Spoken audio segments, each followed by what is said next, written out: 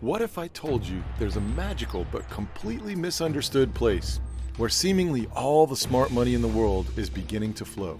You walk down the street, you go to a different city, and you say, my God, last time I was here 5 years ago, none of this was here. It's a place where people are getting wealthier like never before, where more millionaires and billionaires are being created than anywhere else on Earth. That transformation is probably the most rapid and significant, I think, in humankind ever. It will probably come as no surprise that the world's richest and most successful individuals have already discovered this miraculous place. People like Warren Buffett, Charlie Munger, Bill Gates, George Soros, Elon Musk, Jeff Bezos, Jim Rogers, and more. And the money being made here is incredible.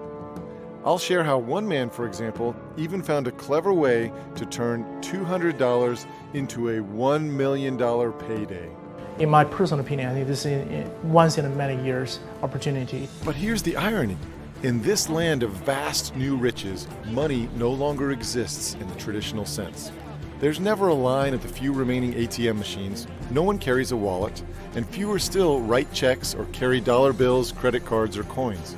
Instead, there's a radical new type of currency exchange used to pay for everything. I don't need to carry a wallet at all. I mean, literally no cash at all. So you don't carry any cash? No. I Every can day? live like every day for No credit even, cards? No. You're about to see this place in person. I'm going to take you there. And as you'll see, in many ways, it's more advanced than anything you're probably familiar with. You'll see stores without employees, buses that drive themselves, facial recognition security, and a string of other new breakthroughs and trends that are light years ahead of where you live. Its technology and product hunger is really unparalleled. It's not seen anytime, anywhere else in the world and in the history. But what really sets this place apart is the money. Both the money pouring in and the money being made. There is the greatest wealth creation event in the history of the world, frankly, happening right here, right now. Now, to truly understand and take advantage of what's happening here, you really have to see this place for yourself. So I'm about to give you that opportunity as I take you there in person to show you the most misunderstood place in the world and the greatest money-making opportunity of our lifetimes.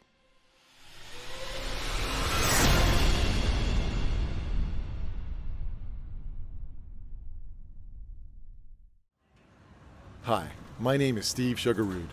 I'm a former hedge fund manager, but I'm excited today to play tour guide and take you on this incredible adventure. Right now, I'm at the Newark Airport.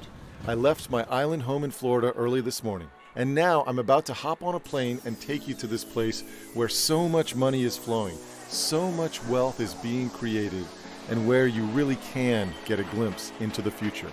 But before we go forward, we need to first step back. This is a journey that I started more than 20 years ago and have continued many times in recent years. Every time I come here, I'm even more amazed. What I've realized is there's never been a bigger distortion between perception and reality than I see in this place, right here, right now. What people think about this place is nothing even close to what it really is or what it's becoming. So what is this place that I've been talking about? Well, as you can probably tell from what you see behind me, we are in China. I'm standing on the Great Wall of China at a place called Mutanyu, roughly 50 miles north of Beijing. This section of the wall was built beginning more than 600 years ago, back in the 1300s. Isn't this place incredible? On a clear day, you can see for over 20 miles. But here's the incredible thing. China is not only radically different from the place it was 600 years ago, it is also completely different from the place it was just a generation ago, even from a political point of view. They call themselves communists, but they were probably the best capitalists in the world in 2018, 2019. California is more communist than China is. Massachusetts is more communist than China. And this incredible adaptation of capitalism has transformed the country in just a single generation. People who are my age, in their 40s and 50s, grew up in a very different time. In Beijing, I met with a successful hedge fund manager, and the stories he told me were incredible. When I was a kid, when I read book, we do not have electricity. At night I need to use a candle. I heard the same story again and again as I met with some of China's most successful people. When I grew up, I was born in 75, and lived in China till the age of 10 in Hunan province, which is fairly poor, but back then everyone's poor in China. And we still had to have rations, like coupons for meat, for eggs, for material to make clothing with. And you're lucky if you had one new outfit per year. Fabric coupons. Yes, exactly. Fast forward 40 years, and here is a glimpse of China today after years of lightning-fast growth.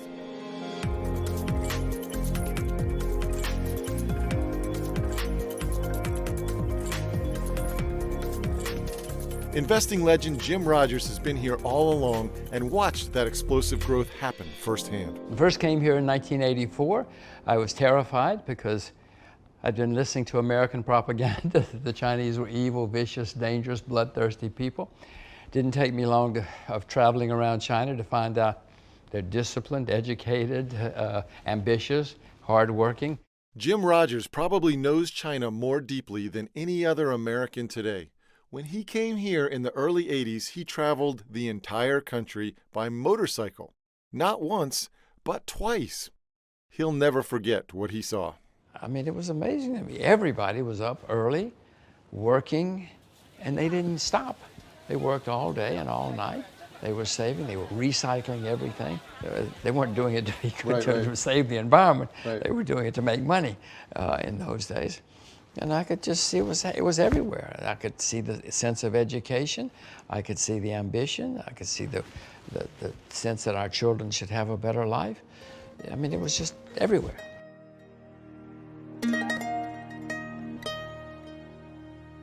Peter Churchhouse is another person who has seen China like few others.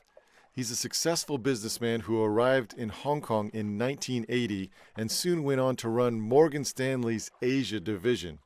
He was there long before the explosive growth of China, and he's seen it all happen firsthand. I came to Hong Kong in 1980, so I've been here nearly 39 years now. I came to help build a new town in the new territories in Hong Kong. And at that time, Shenzhen, which is the city just north of Hong Kong, that city was not a city, it was a village of about 300,000 people. And you walked around that village, there were people, blacksmiths, beating charcoal implements in the street. There were no buses, no taxis, no cars.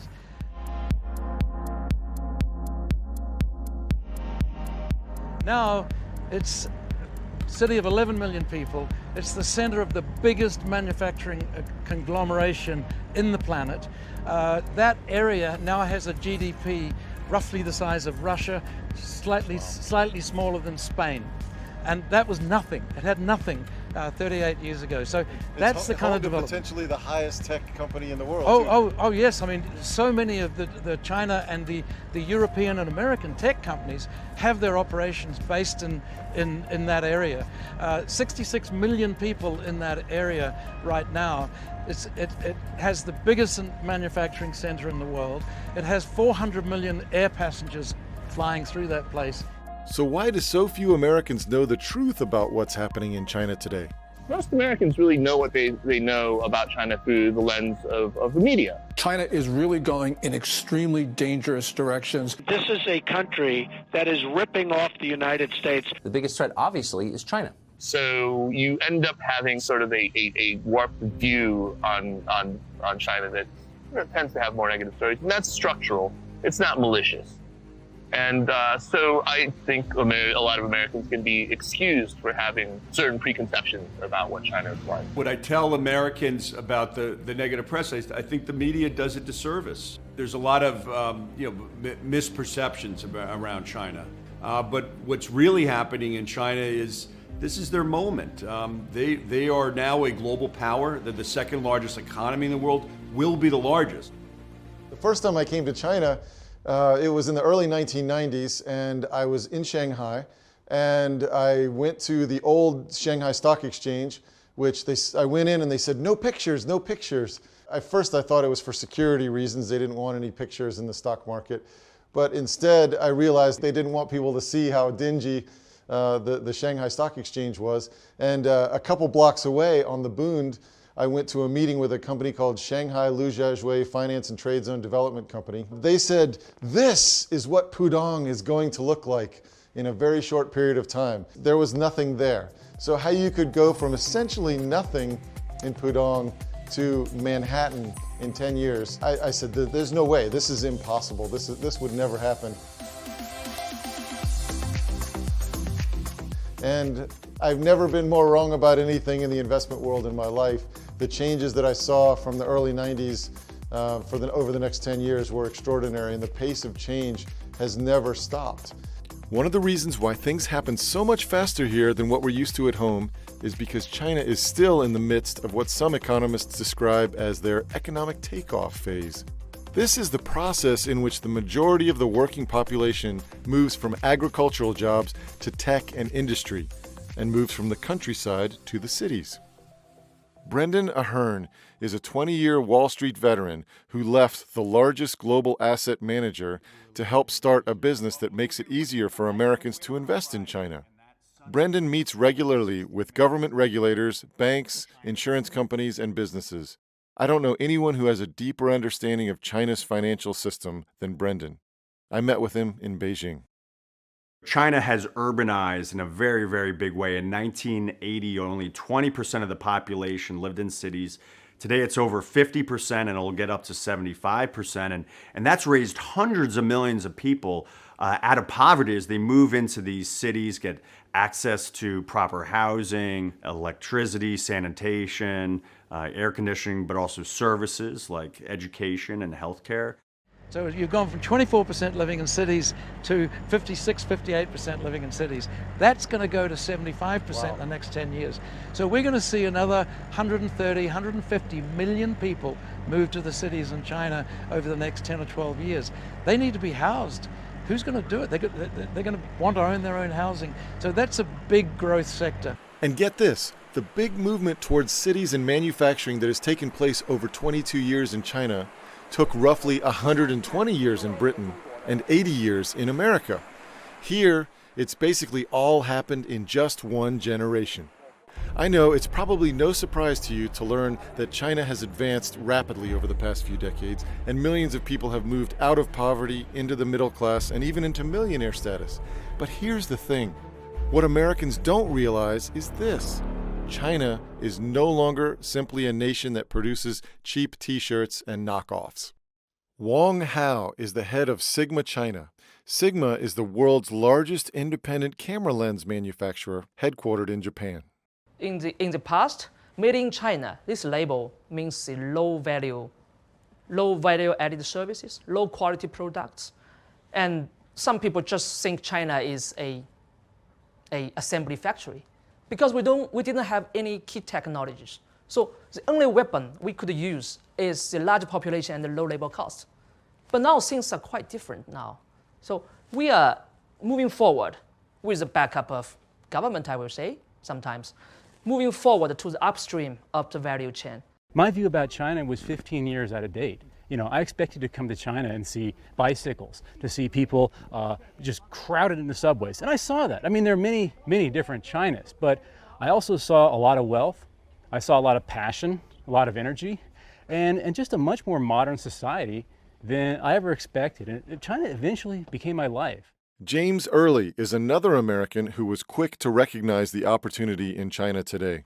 He's the former director of research at one of the world's largest independent financial research firms. People are missing everything that's going on here, how fast things are moving.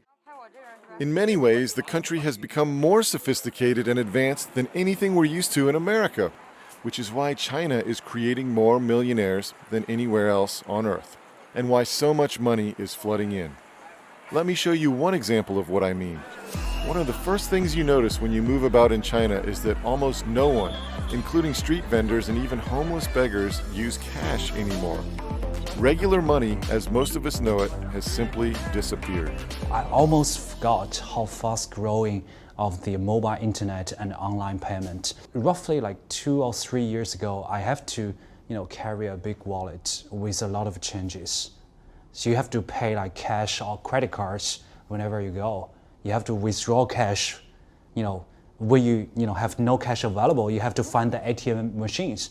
But right now for here, in Beijing, not just in Beijing, even in my hometown, I don't need to carry a wallet at all. I mean, literally no cash at all. So you don't carry any cash? No. Every I can day. live like every day full. No credit cards? No credit card, no cash.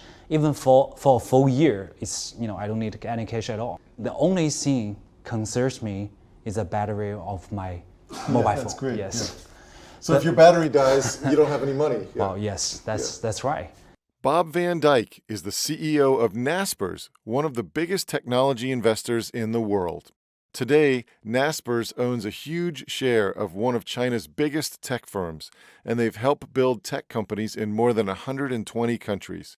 I met with Bob at his office in Amsterdam. Where typically now you check into a hotel, you put your credit card down, and you go through registration.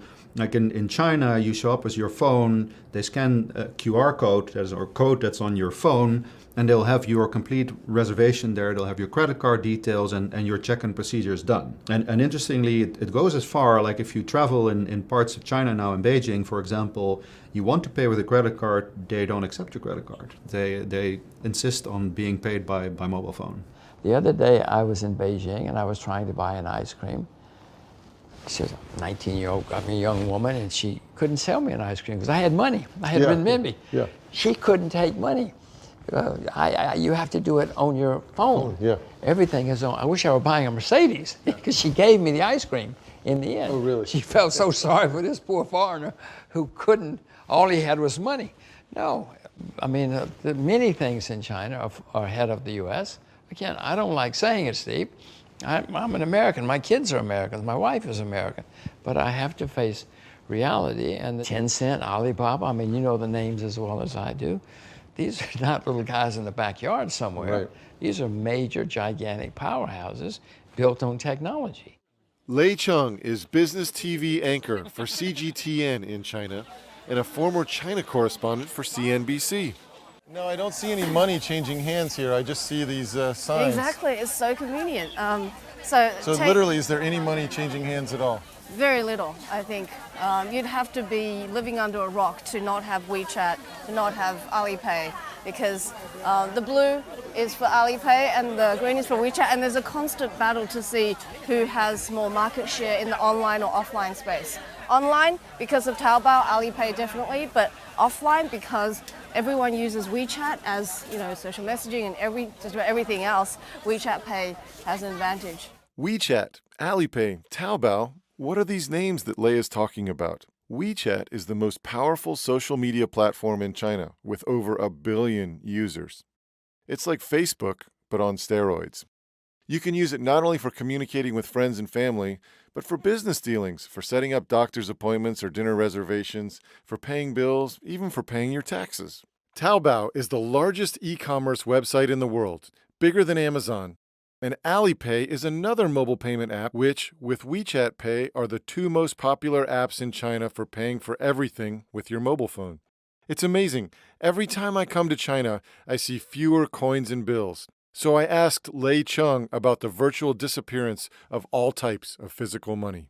So how long has this been, though? Because I was here just a few years ago. And people still had coins and notes? Yeah, as little as 5 years ago, this didn't exist. Well, it was 5 years. It's a long time in China. Right, and today, do you use cash for anything? Very, very little. Yeah. Do you carry cash? No. I've got my produce here. I've got my sunglasses, and I've got my phone.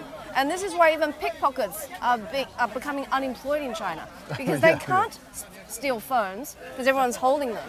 They can't steal money anymore. Nobody carries money. Right.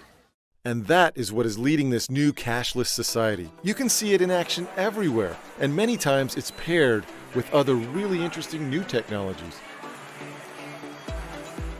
All right, it's lunchtime in Beijing, so I want to take you to one of the most unique places you've ever seen.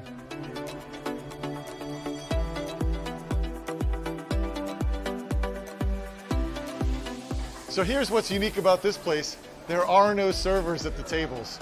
All of your food travels down all of these tracks, goes right in front of you at the individual table. Let's get started and order us a burger. This is the way it goes. We'll find the American burger there. Check out, continue to payments. Select WeChat. Hold up the QR code right here. Now we just wait for our burger.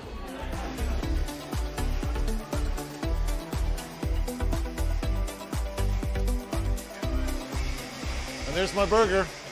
So I would say a great example of a technology that we think is coming to fruition everywhere is using mobile phone to sell used goods.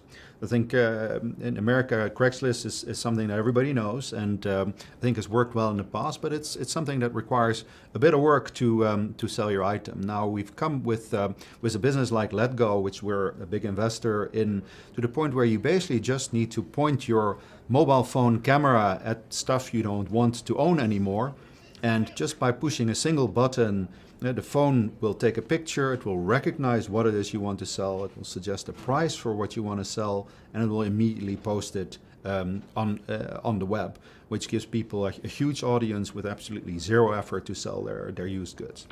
This trend, of course, is proliferating worldwide, but nowhere is it more prevalent than in China. Jonathan Crane is an American entrepreneur who got his start bringing the world's most popular music acts, like the Rolling Stones, Whitney Houston, and Beyonce, to China roughly 20 years ago. He explains the incredible transformation he saw take place in just a few years. Doing business in China, what you immediately see is that things move very quickly over there. People are very fast at innovation, and also adoption is much faster in China than anywhere else in the world. An example is we had a ticketing company, and when we started that ticketing company, it was probably 2004, and it was a cash society still. We then saw in 2005, 2006, people were starting to use debit cards. Okay, so instead of having to have lots of cash around, you use the debit card, which was convenient. And then within 2 years from there, we started doing mobile ticketing. So really within 4 or 5 years, we went from cash delivery to mobile ticketing. And the adoption was incredible that was happening across China. This trend will soon reshape America too. This is all just a preview of how it will play out. Brian Takango has been traveling across Asia to research and invest in local businesses since 1999. He's got a remarkable track record of finding future blue-chip companies when they are just still small firms. I met with Brian recently in Hong Kong. Companies like Alibaba, like JD.com, companies like Bingo Box, for example, that now have 300 cashless convenience stores in China, and you just go in and there's no cashier there. You just walk in and scan your app and you get your stuff, you scan it in this table, and then you just walk out with your goods. I mean, and it's all being done through artificial intelligence. It's all being done through the internet and these wireless payment methods. I went to one of these employee-less stores in Shanghai. All right, Steve, we're coming out of the subway here in suburban Shanghai. This is a middle-class area. This is not fancy. This is not cutting edge. This is just average China. But you can do a lot of things, including visit an unmanned store just with your face.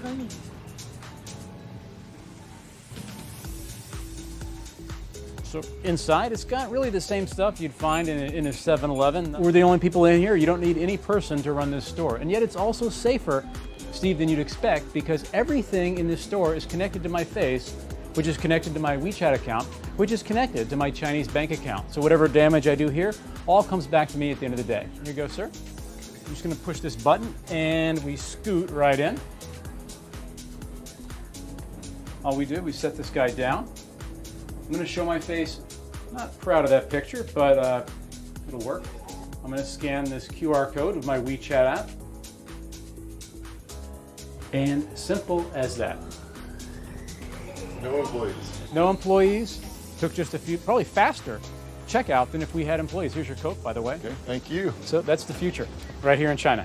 So one of the things that I think is really transforming people's lives is how people use WeChat in China. So for example, when people decide to meet some friends for dinner, they typically would invite them via WeChat because they're obviously in their contacts. Then they would send, the reservation would happen through WeChat because the restaurant they want to go to is a contact as well, and they have their booking system integrated in WeChat.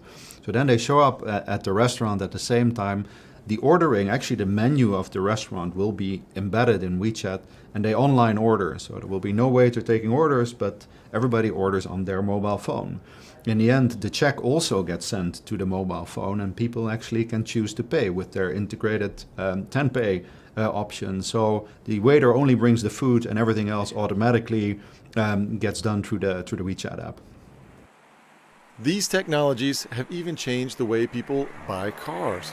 Get this, you can now reserve a test car on your phone, then pick it up at what is essentially a giant vending machine for new cars by BMW, Ford, and Volvo, and then drive it around all you want, test it for the next 3 days for less than $50. The thing you need to understand is that it's not just about making payments on your phone or getting rid of physical cash. This development creates hundreds and hundreds of new business ideas. This is the future for us in America, but it's all unfolding right now in real time here in China. Kevin Liu studied at Cornell University. Today, he's an equity strategist at CICC, the largest investment bank in China. Kevin is part of what is widely considered to be the best equity research team in the country, and we met up in Beijing. Back to 2006, it's roughly just over something like 1% in China with regard to like mobile penetration. In 2006, 1% of Chinese people had mobile internet. Today, it's at least 50%. At least. At least, yes. At least. My life is kind of, tied, very closely tied with my phone. Today, the amount of money the Chinese spend on e-commerce is 42% of the world's total.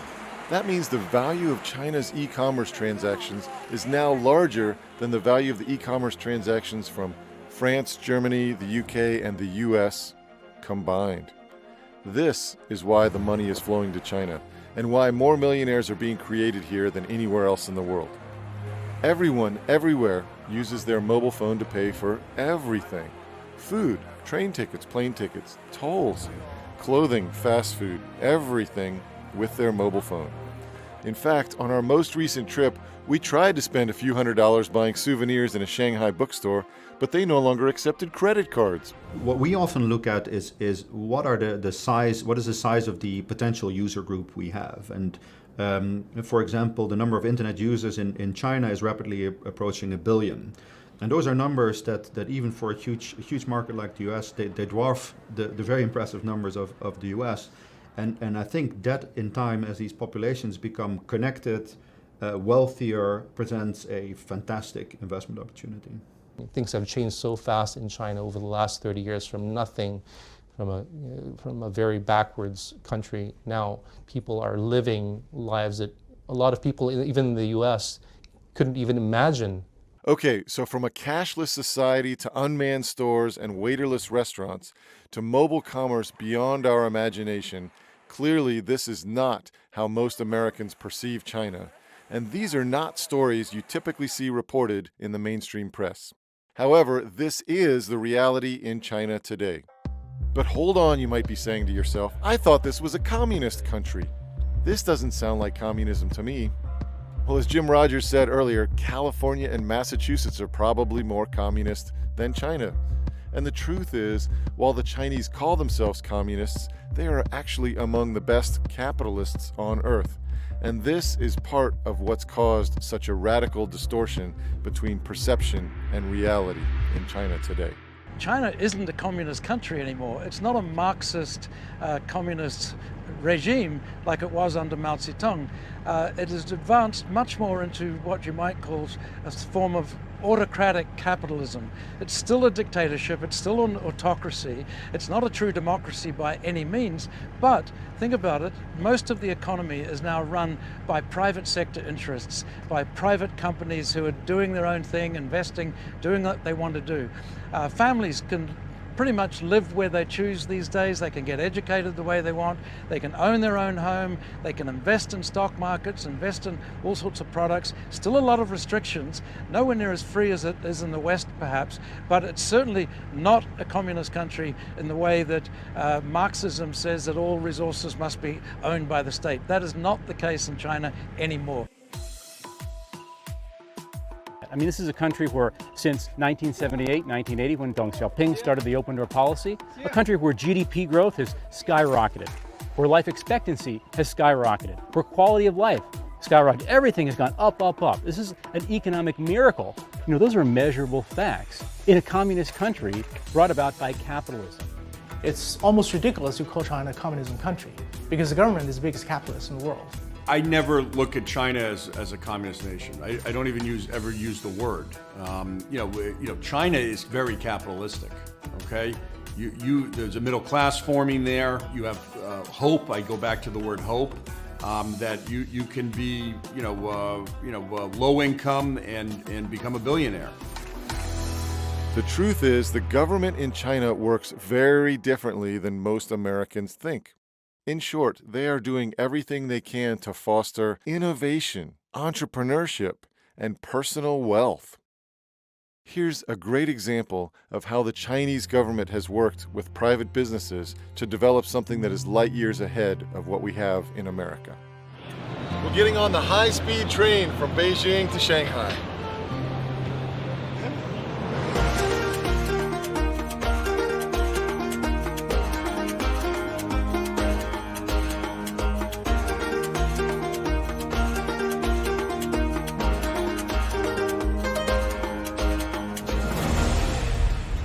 So here we are experiencing another of the wonders of Chinese technology and innovation. We're traveling on the bullet train going 350 kilometers an hour right now.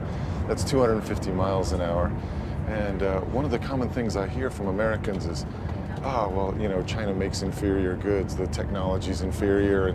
But meanwhile, everyone's using their Chinese-made iPhone. And I think it's fair to have American pride, which I do myself. But I think we also need to be honest about the reality. I mean, here we are, again, traveling 250 miles an hour, using our Chinese technology, and this is reality in China today. China's high-speed train system is a government-private sector collaboration that was built in about a third the time it could have been built in America, Europe, or anywhere else in the world. Jerry Liu spent more than a decade at Morgan Stanley and Templeton Asset Management. Today, he's the founding partner of Everpine Capital, a private equity firm that helps companies with cutting-edge technologies take advantage of the Chinese markets. We met with Jerry in Shanghai. Once again, if you look at the high-speed rail network in China, I mean, even you roll back by like 15 years, it literally did not exist. They built everything from scratch into the longest, fastest, most extensive logistics infrastructure in the whole world. I think the high-speed rail network is really changed that country and allowing people to move in and out of cities quickly, but also be able to have access to major cities to work, but be allowed to live in second and third tier cities for more affordable housing. If you go to the Hongqiao station in Shanghai at 6:30 in the morning, you will have difficulty getting in. It's so packed in and out. We're talking about tens of thousands of people traveling into that station, dismissing themselves to everywhere else in the country, starting their business on Monday morning. This is how charged China is today. You don't see that in Grand Central Station. You don't see that anywhere else in the world. This is how driven China is. And it's like the interstate highway back in the 50s. I mean, can you imagine America without the interstate highway system? Can you imagine the inland states? What would they be right now? That's what's happening in China right now. I mean, with the rollout of the infrastructure from 0 expressways 30 years ago, they now have 116,000 kilometers of expressways, 260,000 kilometers of highways.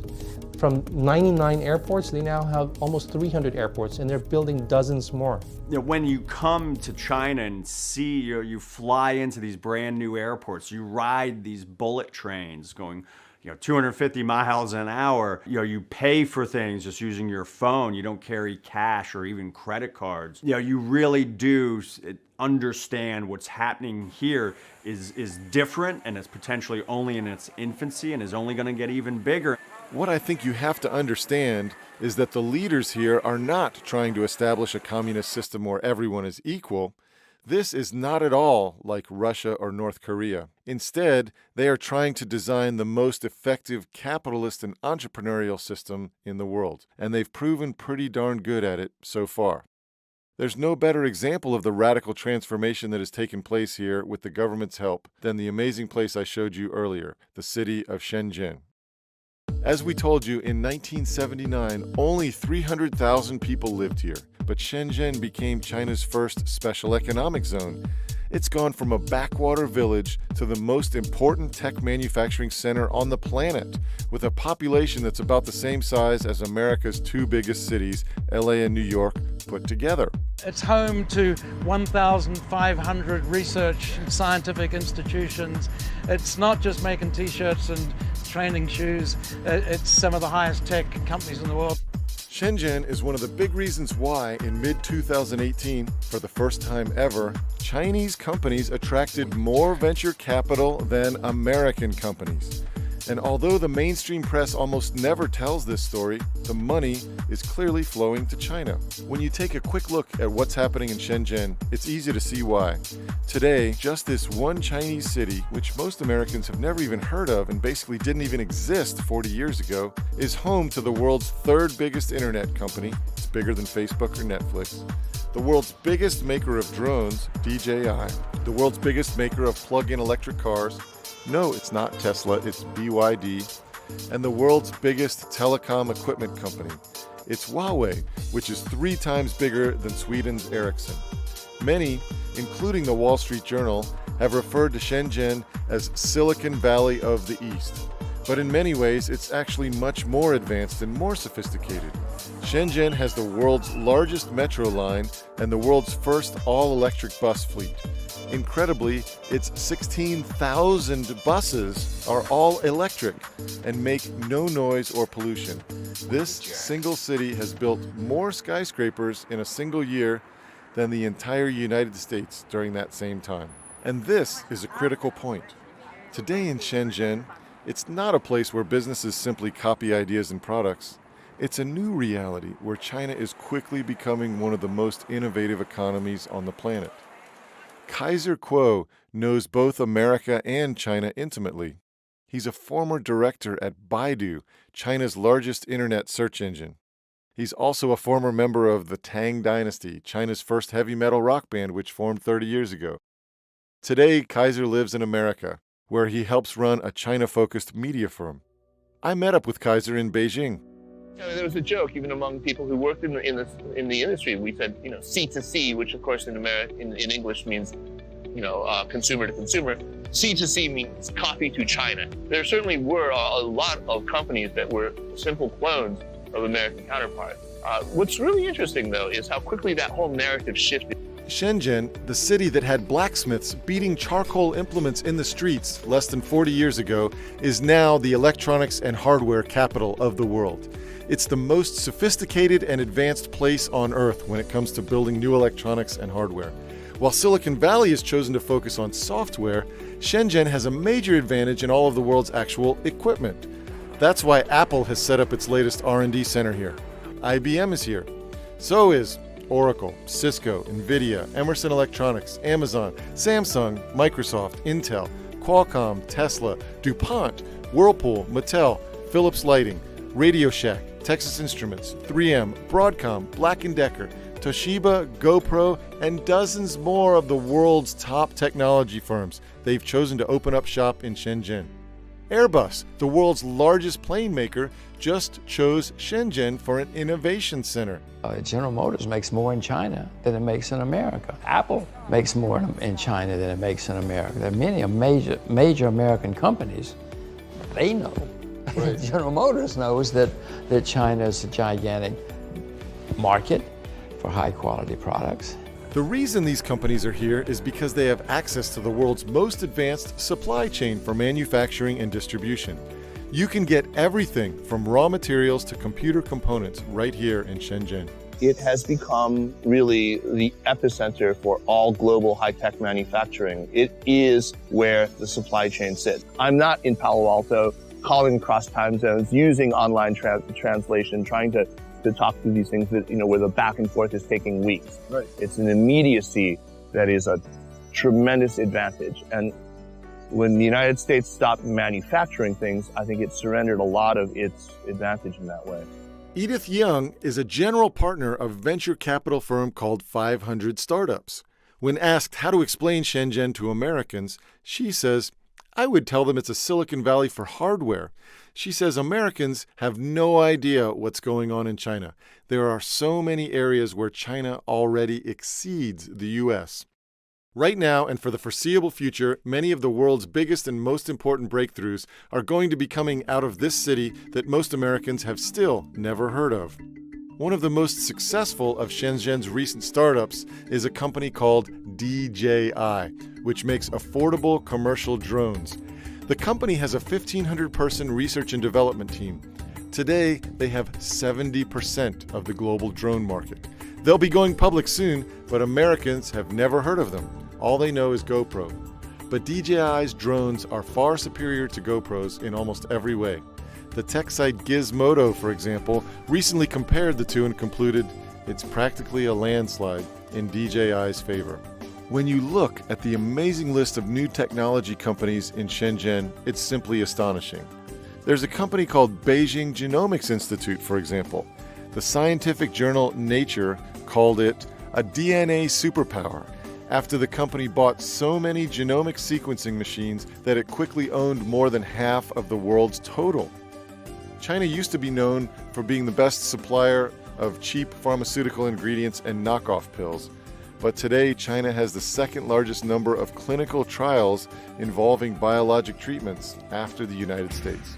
This is why Merck and Johnson & Johnson have innovation centers in China and why companies like Eli Lilly and many others are selling Chinese-discovered drugs overseas. But again, almost no one in America knows this. It's a story that's hardly ever reported in the mainstream press. Then there's the biggest electronic automaker in the world. It's not Tesla, but a Chinese company based in Shenzhen called BYD. This company has the biggest battery factory in the world, and it already sells more electric cars every year than Tesla. BYD also has something Tesla doesn't: the backing of the world's best investor.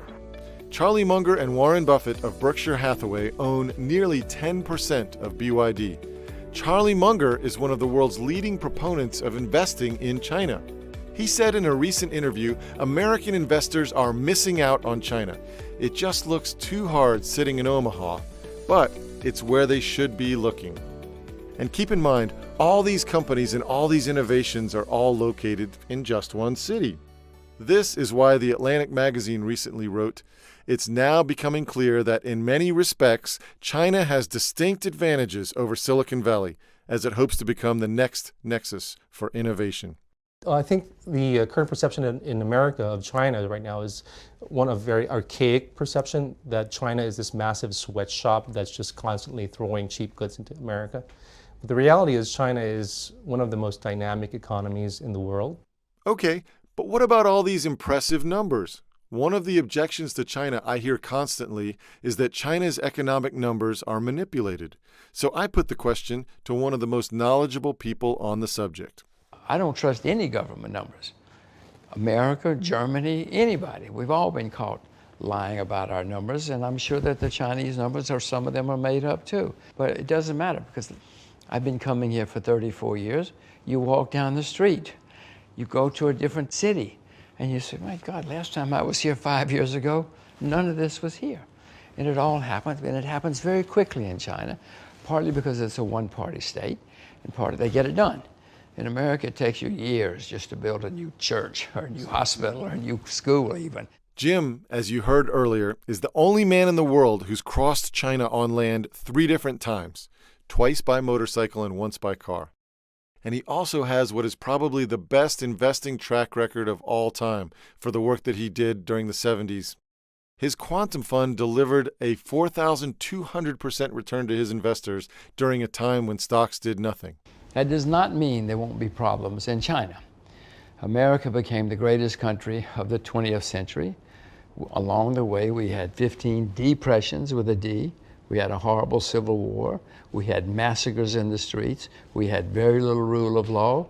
You could buy and sell you could still buy and sell congressmen, but in the 19th century they were cheap. You could buy 4 or 5 for the price of 1 now. America had many problems along the way, but we became an astonishing success, the most successful country in the 20th century. For me, as we look at China and this potential opportunity, I think it's crucial for us to consider what we can see with our own eyes. Has China grown like crazy? And is there more wealth being created right here, right now, than any place on earth? The answers to both of those questions are unequivocally yes. Remember, here's what Shanghai looked like in 1987, and here we are cruising around on a private yacht in the same spot today. Here's what Shenzhen looked like 30 years ago, and here's what Shenzhen looks like today. This is really the greatest wealth creation event in the history of the world, in my view. If you look at it at the scale we see, this is 1.4, maybe even 1.5 billion people because of undercounting, who are going from literally third world conditions in 1978 when Deng Xiaoping began the open door policy to now you've got this mix of the third world still, if you go to rural China, definitely in the third world, second world, and increasingly first world, more and more and more. And that's why everybody's trying to come to the Chinese cities. That's why we're in one of the fanciest hotels I've ever stayed at. That's why, you look out and you see Bentleys in the parking lot here, Ferraris, Porsches. That's real wealth, and it's growing day by day. Sure, the government has a heavy hand in directing this economy, but one amazing thing is very clear. The Chinese government can get enormous initiatives completed in a fraction of the time it would take to accomplish these anywhere else. I showed you the most amazing bullet train system in the world already, but that's just the beginning. Right now, the Chinese government is forcing the big telecom companies to spend $180 billion over 7 years to build the infrastructure for the world's largest 5G mobile network. Meanwhile, in America, 50 different states are all trying to plot their own course. Do you really want to bet against China with this type of infrastructure initiative? I sure don't. Most of the rural areas, they've skipped the landlines. And my suspicion is that they're going to make the next leap into the 5G, faster than anywhere else in the world. Another example. In Beijing, I met with the man who designed Beijing's tallest building and helped design an area called Beijing Funtown. This is an ultra-modern, environmentally friendly area where nearly all of the businesses are venture capital, hedge funds, private banks, asset managers, and other types of investment funds. This is what's possible here in this communist country. China is an example of a country that has gone from the Stone Ages into the 21st century over a space of 30 years. So it's really a fundamental transformation of a society and an economy, the likes of which I've never seen. I don't think anybody's seen this kind of transformation in this kind of time frame anywhere in the world, not least a country with 1.3 billion people. The way I look at it is, yes, China has 1,000 challenges on its hands, but so does nearly every other country in the world. And there can be absolutely no denying that the opportunities in China are far bigger than anywhere else on earth. Folks who are getting in early on these trends are making a fortune. You might be familiar with FANG, the acronym in the US for Facebook, Amazon, Apple, Netflix, and Google. Well, in China, there's something similar. BAT is an acronym that stands for Baidu, Alibaba, Tencent. These are 3 major technology companies in China. Baidu is a search company. I think a lot of people draw analogies to Google because, of course, like Google in the United States, it's the dominant search engine here in China. Similar business model and everything. Alibaba is a massive e-commerce company. It really dominates in e-commerce.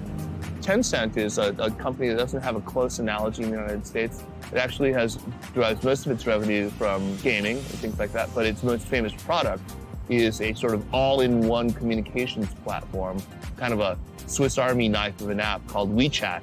And it's sort of WhatsApp, Facebook, all these things sort of rolled all into one. You can pretty much do anything you need to do, from buying things, from hailing taxis. They have a WeChat account not because they are required to, but because it's just so convenient for them now. I mean, their entire lives are online. They have their bank statements there. They can send money to relatives halfway across the country in just a few seconds. I mean, it's a huge benefit to them, and that's why they're all online. We had the incredible opportunity to have meetings in 2 of Tencent's locations. First in Beijing, and then also in Shenzhen at their amazing new headquarters. Well, that was amazing. We just left Tencent, and we weren't allowed to bring you inside because of high security and everything, but really James and I got to see the future right here at Tencent. Yeah, this place is tighter than Fort Knox. They've got high-tech, cool stuff. But the thing, Steve, that you just said that struck me a minute ago is that this could have been Google. This could have been in Silicon Valley. We walked in, we're greeted by an AI robot. We have AI facial recognition to get into the elevators that's also in use by the Chinese government, they said. And these are people working 15 hours a day. They want you to stay there, so they're working 15-hour days, but just like Google, you know, James and I played ping pong, and James actually climbed the climbing wall inside there, so we weren't working hard inside there, but everyone else was. We were the only ones playing, actually, yeah, but it was fun. I told you about how tech companies like Tencent and Baidu are up as much as 50,000% since 2004. But it's not just the tech firms that are soaring. Look at some of these real estate and construction firms that are making people simply extraordinary gains. China Fortune Land Development soared more than 8,000% beginning in 2003. China Overseas Land and Investment also soared roughly 8,000% beginning in the year 2000. China Resources Land soared more than 6,500% beginning in the year 2000. Country Garden Holdings soared 1,400% beginning in 2008. The list goes on and on and on. People now talk about a new crop of companies that are coming up. Many of them, not all of them yet listed. TMD is the new acronym that you'll be hearing a lot about. Toutiao, which is an AI-driven news site, which is massive. The actual company is called ByteDance, but their flagship product is Toutiao. Meituan is another one, which is a sort of online services platform. O2O, as it's called in Chinese, where you can do everything from book seats in restaurants, order takeout, or buy movie theater tickets, or get discounts on things, group buying. It's enormous. And then finally, D stands for Didi Chuxin, which is like the Uber of China, but on steroids. Yeah. Kaiser mentioned a business called Meituan. It's the biggest food delivery platform in the world. You can order from thousands of restaurants on your phone and have food delivered to your door. Get this, Meituan is worth more than twice its American counterparts, Yelp, Groupon, and Grubhub combined. China has really come to a stage. Its technology and product hunger is really unparalleled. It's not seen anytime, anywhere else in the world and in the history. So we're talking about really more than 1 billion people upgrading their lifestyle, pretty much catching up to US and European style, but in a very dramatic manner. China has seen technology develop very much in lockstep with its really rapid environmental growth. There's a kind of faith in the ability of technology to deliver better lives. Compare that to the United States right now, where there's a lot of anxiety about technology. This will be a rising economy. I'm not seeing, the market degrading itself anytime soon. I think it's still going full steam ahead. China is the second largest economy today, and I think it will probably keep growing and become the biggest consumer market in the world. It will be there with or without your capital. Okay, so it's really your call. There's a saying in the financial world that money flows to where it's treated best. And right now, the best place to build and grow wealth is unquestionably in China. which is why the smart money is moving here. The money being made here is like nothing we have ever seen in human history. What's crazy to me is that despite all the evidence I've shown you, the mainstream media in America still loves to hate on China. Look at some of these recent book covers. But here's the truth. Already, the best investors from America, including our most famous and successful investor Warren Buffett and his business partner Charlie Munger, are here in a big way. So are Bill and Melinda Gates, the Yale and Harvard pension funds, Goldman Sachs, Bill Gross. And by the way, speaking of millionaires and billionaires, according to the BBC and the latest figures, China is producing 2 new billionaires every week.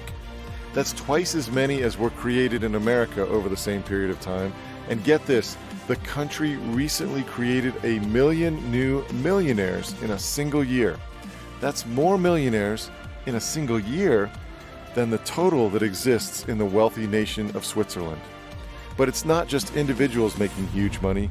There are many success stories for small businesses too. So I give you one example we invested in. It's a French company. It's called iTechCare. So this is a company with a cutting-edge technology that could cure glaucoma using the ultrasonic technology. It's the only company in the world that is capable of doing that, but it was a local company. It was a French company based in Lyon. Today, we took this company to the China market, and it's already in more than 30 cities in China, and is doing business really well. Jerry told us the money they were making in some of these individual Chinese cities is as much as they were making in all of France. And there are others making extraordinary gains as well. America's #1 venture capital firm, Sequoia Capital, has even set up a division in China. They recently made more than 1,000% return worth millions of dollars on one of their investments. And the most profitable investment in the history of the world was made here, a 500,000% gain in roughly 17 years. Bloomberg called it the deal of the century, and for good reason. That type of gain turns every $200 invested into more than $1 million. That investment was made by a man named Koos Becker and his company, an investment firm called Naspers. What they did was invest in Tencent, even though most Americans had never heard of it. Again, the smart money is moving to China, simply because this is the best place to turn a small investment into a sizable fortune in the years to come. I left the US for China, where I am right now, because frankly, in all my life, I have never seen such wealth creation happening in the size and with the speed that is happening right here, right now in China. But I moved to Asia because of China. I want my children to grow up speaking Mandarin, and in their lifetime, China will be the most important country. As an American investor, I think this is in my personal opinion, I think this is once in a many years opportunity to dive in. You've seen the incredible new technologies and innovations coming out of China that almost no one in America knows about yet.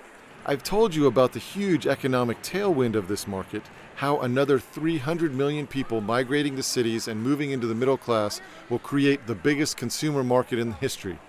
And I've told you about how so much of the smart money is already in China. But there's a huge part of this story that I haven't even mentioned yet. In fact, it's what got me so interested in China just a few years ago, and might be the most important part of this incredible story. In short, there are 2 enormous piles of money. I'm talking over $1 trillion total dollars that are about to get pushed into the Chinese stock market. This new money is absolutely 100% coming to Chinese stocks. And nothing like this has ever happened before in the history of the financial markets. Not on this scale. Here's the deal. A group called MSCI, which stands for Morgan Stanley Capital International, controls where a huge portion of international money is invested. And for the first time ever, MSCI is forcing hundreds of billions of dollars from the world's biggest mutual funds, pensions, and insurance companies to be invested in local Chinese stocks. There's going to be a sea change around China because as the largest asset managers, the largest pension plans globally, they're going to be coming here for the very first time because they have to own these stocks, these bonds that we hold today. This process started in June of 2018. The next waves of money are scheduled to go into Chinese stocks in May and August of 2019, with even bigger moves after that. We're talking hundreds of billions of dollars in total. Never in my career have I seen a way to legally front-run many of the world's biggest money managers, but that's what you can do today by buying the exact same stocks they are going to be soon forced to own. This development has barely been reported in the mainstream press, but the few folks who have picked up on it understand the consequences. As the BBC reported, this is definitely a game changer. But this secret boost to the Chinese stock market won't remain a secret forever. Once these big American institutions have their money invested there, you will begin to hear them talking up the great new companies in China every chance they get. So that's one big pile of money that will soon be forced into China. The second big pile coming here could even be bigger. The Chinese government recently announced they're going to pour enormous sums, as much as $1 trillion in the years to come, into their public pension funds to make sure there's enough money for retirees. And as the Financial Times reported, this will send a flood of cash into domestic Chinese equities. We're about to see over the next 2, 3, 4, 5, and especially 10 years, a new era in Chinese investing, and it's going to be powerful. In total, these two new big piles of money going into the Chinese stock market will total at least $1 trillion. And what's incredible is you can get your money there first. I'm sure I don't have to tell you what's going to happen when you essentially double the pile of money chasing the same big local Chinese stocks. The value of these businesses in the market will have only one way to go in the long term, and that's up, up, up. Again, almost no one in the mainstream press is reporting on this story, but that's great news for you and me. I've simply never seen a bigger difference between perception and reality than what we see in China today. It's both the biggest in dollar terms, but also just in those emotional terms. I come home from China and I try to explain to Americans, to my wife, to my mother-in-law, what I've experienced. And when I explain the reality of what's going on the ground, they still are not willing to change their extreme perception of what they think. My wife and kids never really understood China until I took them there in person. And that's the whole reason I created this film, so you could hopefully understand this amazing opportunity without having to go there in person. Look, while it's going to get harder and harder to make money in America in the years to come, the money that will be made in China is going to dwarf everything else on the planet. I think we'll see a time in the next few years where the entire Chinese stock market at least doubles in value in as little as 18 months. And that's just in the short term. Over the long term, this entire market is going to soar 500% or more, and the best companies in China are going to return thousands of percent gains. Investing in China's best businesses today is very much like investing in Microsoft, Apple, Amazon, and Google before they became household names. These are truly life-changing investment opportunities which are extraordinarily cheap to purchase today, especially compared to similar investments in the United States. The U.S. is making all-time highs. The Chinese market is down 60%.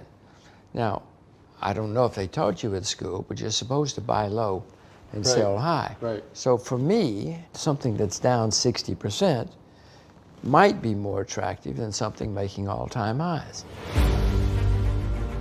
Investing in China is an incredible deal right now. Very few investors are paying attention.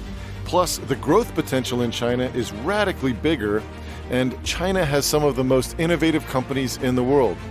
Also, more than $1 trillion will be forced into Chinese stocks in the next few years because of the MSCI decision and the national pension catch-ups.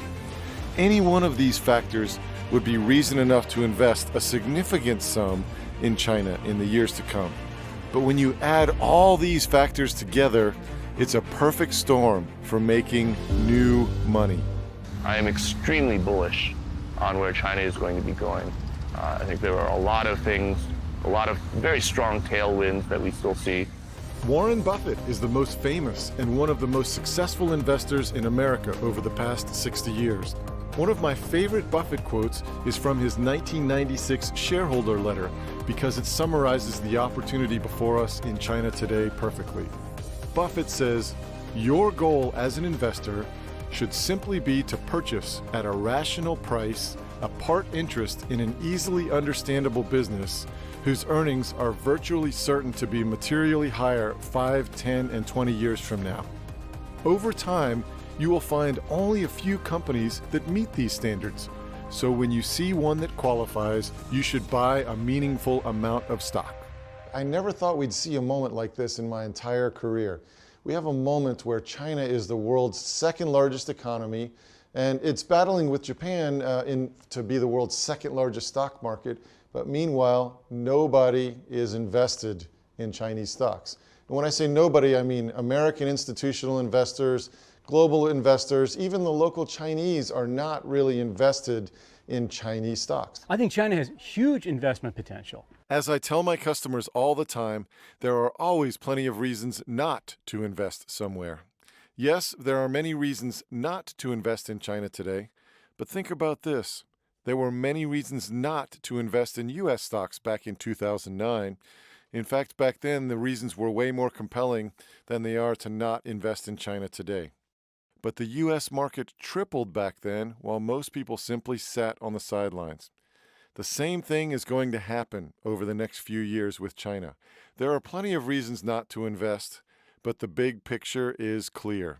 China has lifted 600 million people out of poverty over the last 20 years or so, and they've been brought into middle income status.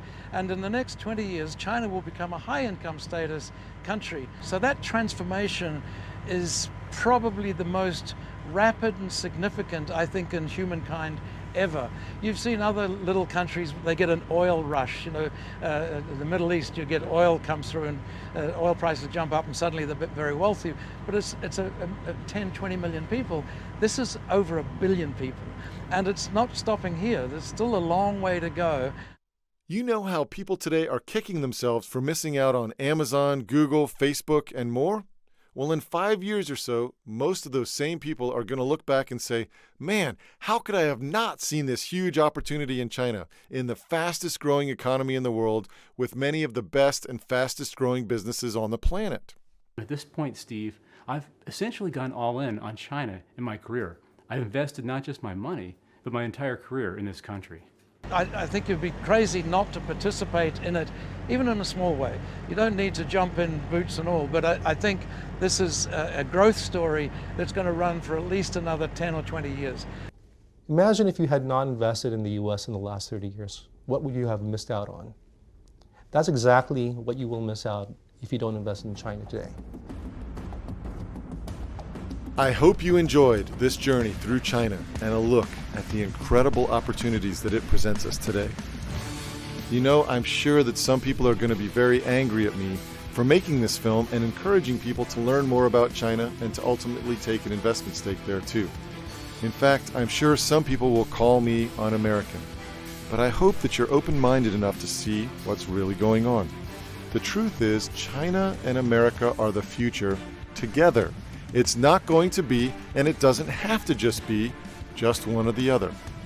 And the simple reality is, many places in China are more advanced and more sophisticated than any place in America. But many of America's biggest breakthroughs and trends of tomorrow are taking place in China right before our eyes today. Plus, China's economy is likely to double in size in the years to come, and that's not likely going to happen anytime soon in America. Yes, there are 1,000 reasons not to invest in China today, but I think anyone who takes an unbiased look will see that the positives far outweigh the negatives. There's no doubt in my mind the massive difference between perception and reality in China today has created the greatest money-making opportunity of our lifetimes. But this story won't remain a secret for long. I hope you take advantage of it before the rest of the world catches on. To learn more about the specific steps you can take today to have the opportunity to cash in on what Dr. Steve Sjuggerud describes as the best money-making opportunity of our lifetimes, go to www.newmoneymovie.com. newmoneymovie.com/invest. Dr. Sjuggerud has spent more than 20 years helping hundreds of thousands of Americans figure out how to safely and dramatically grow their wealth. In his investment research, Dr. Sjuggerud shows you exactly which stocks he recommends you buy, when to buy, and when to sell to have the opportunity to maximize your gains. He'll show you the absolute best way to take advantage of the opportunity in China today. You can access the best of his investment recommendations through any regular U.S. brokerage account. Dr. Sjuggerud has already helped hundreds of people make a small fortune in China. Just look at a small sampling of the gains from more than 600 letters he recently received from his subscribers. There's simply no one more qualified in the financial world today to help you learn how to take advantage of this enormous opportunity and trend taking place in China. Best of all, today you can save half off the regular subscription rate for Dr. Sjuggerud's investment research recommendations, and you can try his work totally risk-free for 30 days. If you're not happy, or if you change your mind for any reason, no problem. You can get a full refund by calling or email his US-based team. To learn more, and to get access to Dr. Sjuggerud's top China investment recommendations in a matter of minutes, simply go to www.newmoneymovie.com/invest.